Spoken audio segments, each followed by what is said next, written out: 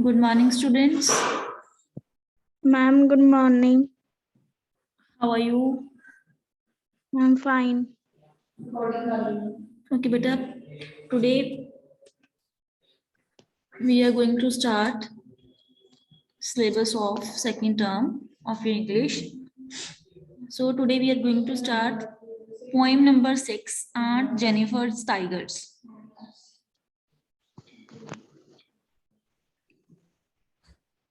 Let's read about the poet. This is the poem written by Adrienne Rich. She was born in 1929. Adrienne Rich की जो birth था वो कब हुआ था 1929 and she was born in Baltimore Maryland USA she is widely known for her involvement in contemporary women's movement as a poet and theorist जो Adrienne Rich थी she also involve in women's movement जो women की women empowerment का जो role था उसकी जो movements थी she also participated in that movements and theorist and he also wrote some theory वो theory भी लिखती थी she has published 19 volumes of poetry volumes होते हैं बेटा parts poetry के उन्होंने बहुत सारी जो थी वॉल्यूम भी लिखी थी 3 collections थी essays की and she also wrote many writings बहुत सारे writings भी लिखी थी a strong resistance to racism and militarism echoes through her work and उसने ऐसे वर्क लिखे जिसके थ्रू वो रेसिज्म के बारे में बताना चाहती थी and she was also against about racism and militarism echoes जो सोसाइटी में डिफरेंस क्रिएट किया जाता था उसके अगेंस्ट भी थी The poem Aunt Jennifer's Tigers addresses the constraints of married life for women experiences. And in this poem, she also wrote about the experience of married women. जो married women थी, उसके experience के बारे में भी उसने लिखा. Okay, so let's read a poem. So look at the title of the poem, Aunt Jennifer's Tiger. Aunt Jennifer is a character that is represented in a poem. जो Aunt Jennifer है ये एक character है जिसके बारे में poetess ने इस poem में लिखा. Okay, let's read a poem. Aunt Jennifer's Tigers prance across a screen. Prance के मतलब होता है बेटा big steps. जो Aunt Jennifer है मतलब एक लेडी इस पोएम में जिसका नाम Aunt Jennifer है वो एक स्क्रीन के ऊपर मींस एक क्लोथ के ऊपर एम्ब्रॉयडरी कर रही है. She was embroidery on her cloth and she was making a tiger. वो tiger and bright topaz denizens of world of green. टॉपस का मतलब होता है येलो स्टोन. ओके, डिनेजेंस का मतलब होता है एक ऐसा पर्सन या फिर एक ऐसा एनिमल या फिर कोई ऐसा प्लांट जो एक पर्टिकुलर प्लेस के ऊपर रहता है और वहीं पे उसकी ग्रोथ भी होती है.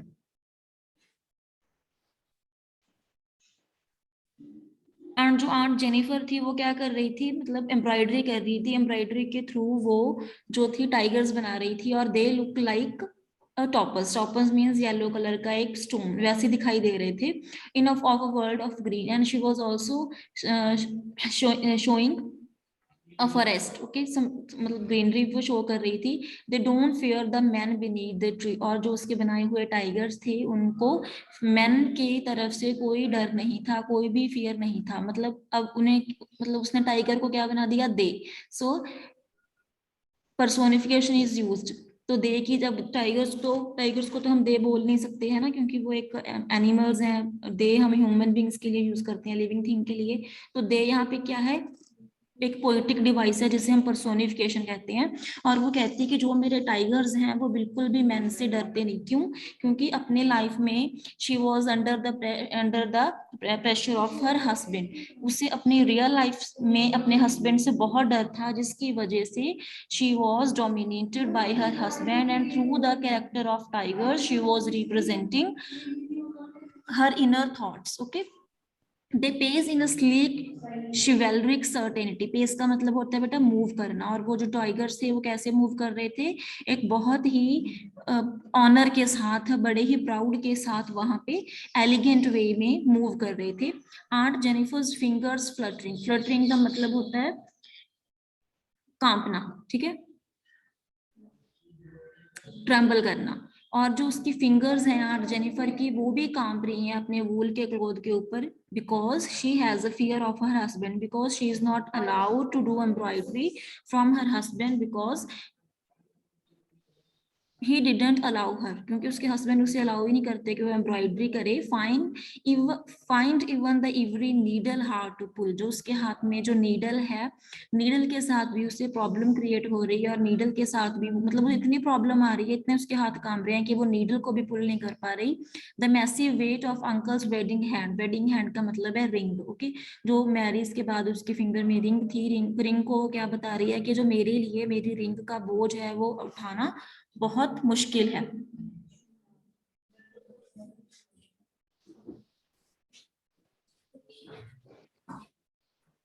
ओके, मतलब जो वेडिंग बैंड है, वेडिंग बैंड का मतलब है कि उसके जो अंकल हैं, अंकल का जो वेडिंग बैंड है, उनकी उनकी तरफ जो रिंग है, वो रिंग उसके लिए एक वेट बन गई, एक बोझ बन गई।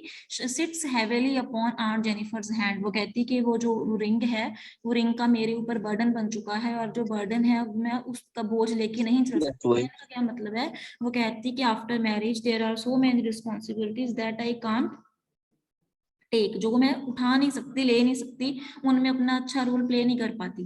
When aunt is dead her terrified hands will lie, वो कहती कि जिस दिन मेरी डेथ हो जाएगी उस दिन भी जो मेरे कांपते हाथ हैं ये रुक जाएंगे। Still ringed with audience she was mastered by, लेकिन कहती कि नहीं, उस दिन भी मुझे लगता है कि जो चीज मुझे सिखाई गई है, जो मुझे मास्टर किया जाता है, उसके ऑडियंस भी जो हैं, जो रिस्पॉन्सिबिलिटीज हैं, उस टाइम भी वहां पे रहेंगी। The tigers in the panel that she made, जिस पैनल के ऊपर, जिस क्लोथ के ऊपर वो टाइगर्स बना रही है, will go on prancing, prancing का मतलब है मूव करना, ठीक है, वो मूव कर रहे हैं, बड़े प्राउडली मूव कर रहे हैं, अनअफ्रेड है, वो बिल्कुल भी डर नहीं रही। सो this is all about the poem. कहने का क्या मतलब है पोइटिस का, वो एक ऐसी लेडी है जिसको अपने हस्बैंड का बहुत प्रेशर है, बहुत सारी रिस्पॉन्सिबिलिटीज हैं, मतलब she is not able to play her role through the responsibilities that are put up by her husband, जो उसके हस्बैंड के थ्रू उसके ऊपर थोपी जा रही है, उन रिस्पॉन्सिबिलिटीज को अच्छे से प्ले नहीं कर पाती। इसलिए वो उसने क्या किया, अपनी जो इनर फीलिंग्स है वो तो किसी को बता नहीं सकती, तो उसने अपनी इनर फीलिंग्स को दूसरों तक पहुंचाने के लिए उसने एम्ब्रॉयडरी करनी स्टार्ट कर दी, और थ्रू जो एम्ब्रॉयडरी है, एम्ब्रॉयडरी के थ्रू वो अपने ही इनर थॉट्स जो हैं उसको रिप्रेजेंट कर रही है।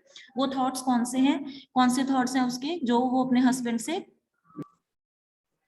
फील करती है कि जो मेरे हस्बैंड है कैसे उसके लिए एक बर्डन है, जो उसके हस्बैंड की रिंग है, वेडिंग बैंड है, वो उसके लिए एक बर्डन बन चुका, उसके लिए बोझ बन चुका, जिसे वो अपने साथ लेके नहीं चल सकती। शी वॉन्ट्स टू क्विट, वो ये सब छोड़ना तो चाहती है, but she can't because of her responsibilities, because of her married life. So this is all about the poem. सभी को बेटा समझ आ गई poem?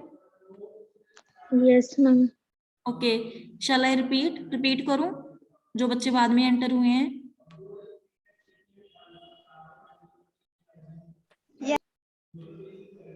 Yes, beta, tell me. Shall I repeat this or not?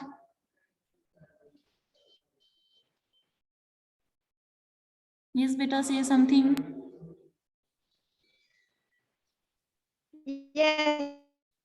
Okay. Okay, beta, I am repeating again.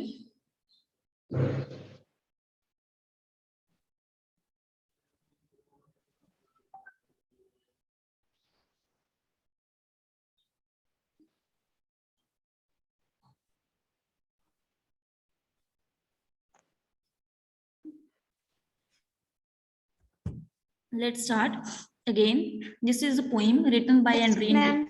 She is a poetess and she is known for her involvement in the contemporary women's movement. जो women का role था, जो women empowerment की कुछ movements आई थी, उसके बारे में जो पोइटेस थी लिखती थी कि कैसे जो फीमेल है वो हमेशा स्ट्रगल करती है। ठीक है, हमारी भी सोसाइटी में बेटा ऐसी ही है, मतलब ladies are not allowed to take decision of their families, है ना, हमारी खुद की फैमिलीज भी ऐसे ही होता है कि जो फादर डिसीजन लेते हैं, women are not allowed, women को अलाउड नहीं होता डिसीजन लेना।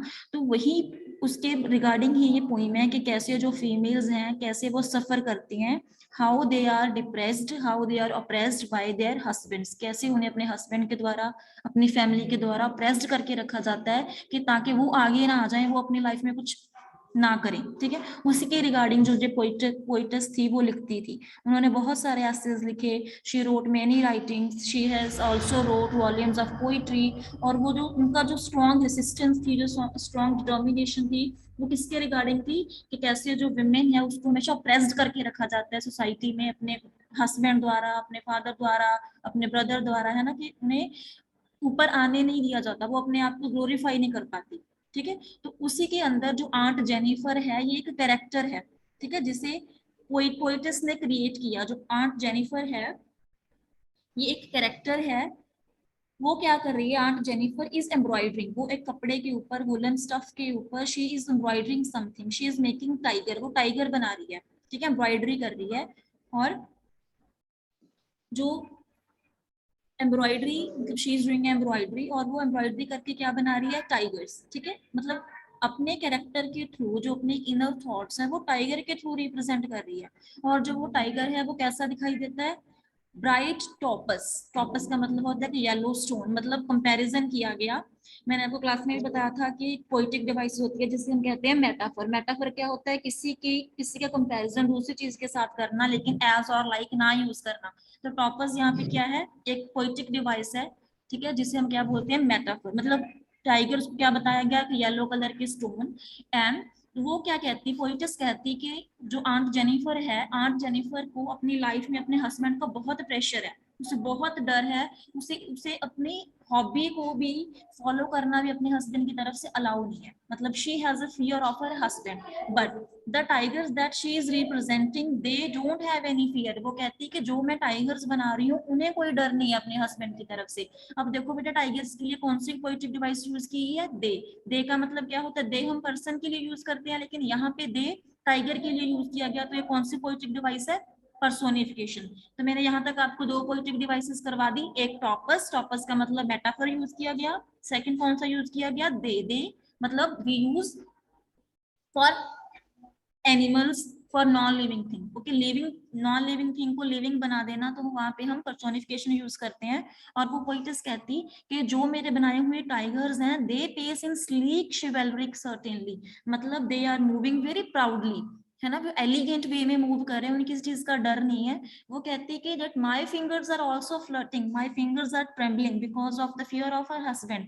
वो कहती है कि मेरे हस्बैंड की तरफ से I am not allowed to follow my hobby, even I am not allowed to do embroidery. Embroidery करना उसकी हॉबी है। वो कहती कि मेरे हस्बैंड की तरफ से मुझे एम्ब्रॉयडरी करने की भी परमिशन नहीं। And I find some difficulty by putting needle, कहती कि जो नीडल है वो उसे भी पुट करने में मुझे हेल्प प्रॉब्लम आ रही है। क्यों, क्योंकि मेरे हस्बैंड का मेरे मतलब इतना मुझे डोमिनेट करके रखा जाता है। थर्ड लाइन देखो, the massive weight of uncle's wedding band. Wedding band का मतलब होता है रिंग, जो उसके हस्बैंड ने मैरिज टाइम उसे पहनाई थी। वो कहती कि जो अंकल कौन है, उसके हस्बैंड, कहती कि जो अंकल के वेडिंग बैंड है, जो उसके रिंग है, वो मेरे लिए बोझ बन गई, है ना। मैसिव वेट, उसका बहुत ज्यादा वेट है, मैं उठा नहीं सकती। मतलब मेरी हैंड के ऊपर, मेरी लाइफ के ऊपर मेरे हस्बैंड की रिस्पॉन्सिबिलिटीज, मेरे हस्बैंड का डोमिनेट नेचर, उसके अंडर रहना, विदाउट परमिशन कुछ ना करना, मेरे लिए एक बोझ बन गया। व्हेन आंट इज डेड, वो कहती है then when I will die, जिस दिन मेरी डेथ हो जाएगी, हर कहती कि जो उस दिन जो है, उस दिन भी जो ऑडियल्स हैं, जो रिस्पॉन्सिबिलिटीज हैं, दैट वोंट डाई, वो नहीं खत्म हो जाएंगी, है ना। The tigers in the panel that she made, वो कहती कि जो टाइगर्स मैं बना रही हूँ, they will go on prancing proud and unafraid, लेकिन वो जो टाइगर हैं वो बिल्कुल प्राउड हैं, बिल्कुल अनअफ्रेड हैं, वो बहुत प्राउडली जो है prancing कर रहे हैं, मूव कर रहे हैं, उन्हें किसी चीज का डर नहीं। So this is all about the poem. मतलब the poet is talking about the lady whom she addressed as Aunt Jennifer Tiger, and she is embroidering a piece of cloth. वो कुछ बना रही है, और वो क्या बना रही है, tigers who are moving or jumping around over the fabric. उस fabric के वो अंदर क्या दिखा रही है कि tigers move कर रहे हैं। उनको फिर वो metaphor use करता है, personification use करता है। फिर किसकी वो बात करती है, वो कहती है जो वेडिंग बैंड है वो मेरे लिए एक बोझ बन गया। जिसकी रिस्पॉन्सिबिलिटी मतलब रिस्पॉन्सिबिलिटी में अपना रोल प्ले नहीं कर सकती, और फिर वो अपनी डेथ की बात करती है। वो कहती है कि जो मेरे ऑडियंस हैं उन्हें मैं अब अच्छे से अपना रोल प्ले नहीं कर पाऊंगी, अच्छे से अपने आप को बेस्ट नहीं दे पाऊंगी उसमें। सो ऐसे वो लास्ट में क्या कहती है, लेकिन जो मेरे टाइगर्स हैं जिसे मैं बना रही हूँ, they are very free, they have no pressure, they are not dominant, उन्हें डोमिनेट करके नहीं रखा जाता। अब इसकी राइम स्कीम देखो बेटा, राइम स्कीम का फर्स्ट लाइन का लास्ट वर्ड क्या है, स्क्रीन। ठीक है, स्क्रीन को हम क्या बना लेंगे, ए। अब स्क्रीन के जैसा और वर्ड कौन सा है, ग्रीन, तो इसको इन दोनों को हम क्या नाम दे देंगे, ए। ठीक है, थर्ड लाइन सर्टेनली, ट्री और सर्टेनली दोनों क्या है, अलग अलग है, तो कौन सी पोएटिक डिवाइस बन गई, ए बी सी। ठीक है, उसके बाद फिर देखो ए सेकंड पैराग्राफ की ए बी बी, क्योंकि वूल और पुल दोनों सेम है, बैंड और हैंड दोनों सेम है, A B B. Rhyme scheme भी हो गई। और इसमें बेटा पोएटिक डिवाइसेस दो यूज की गई हैं, पर्सोनिफिकेशन एंड मेटाफर। इसमें एसोनेंस भी यूज किया गया है। एसोनेंस क्या होता है, कॉन्सोनेंट का रिपीट होना, जिसमें दो सेम साउंड आई। जैसे कि आप लाइन देखो, फर्स्ट पैराग्राफ की फोर्थ लाइन में शिवलरिक और सर्टेनली दोनों ही स से स्टार्ट हो रहे हैं, इवन स्लीक भी स से स्टार्ट हो रहा है, तो ये कौन सी पोएटिक डिवाइस हो गई, एलिट्रेशन, जहां पे सेम साउंड का रिपीट होना। कॉन्सोनेंट्स भी यूज किया गया, इसमें कॉन्सोनेंट भी रिपीट हो रहा है, जैसे फर्स्ट लाइन में ई का रिपीट होना, ई कितनी बार रिपीट हो रहा है, तो ये कौन सी पोएटिक डिवाइस हो गई, एसोनेंस। कॉन्सोनेंट का रिपीट होना, कॉन्सोनेंस। एलिट्रेशन किसी साउंड का रिपीट होना। पर्सोनिफिकेशन कहाँ पे यूज की गई है, दे ऊपर, और एक कौन सी पोएटिक डिवाइस की है जो सेकंड लाइन में मैंने आपको बताया, मेटाफर। सो बेटा इतनी से ही आपकी पोइम है, क्वेश्चन आंसर्स करने की आपको कोई नीड नहीं, क्योंकि this was your holiday homework. Holiday homework आपको यही मिला था कि आप इसके क्वेश्चन आंसर्स करने थे। तो बेटा सभी को ये पोइम समझ आ गई, Yes, ma'am. Any doubt? No, ma'am. Okay बेटा,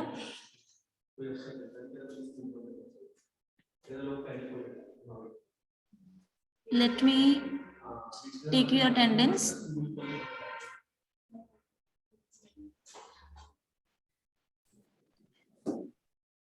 Okay beta, so we will meet tomorrow, you can leave now.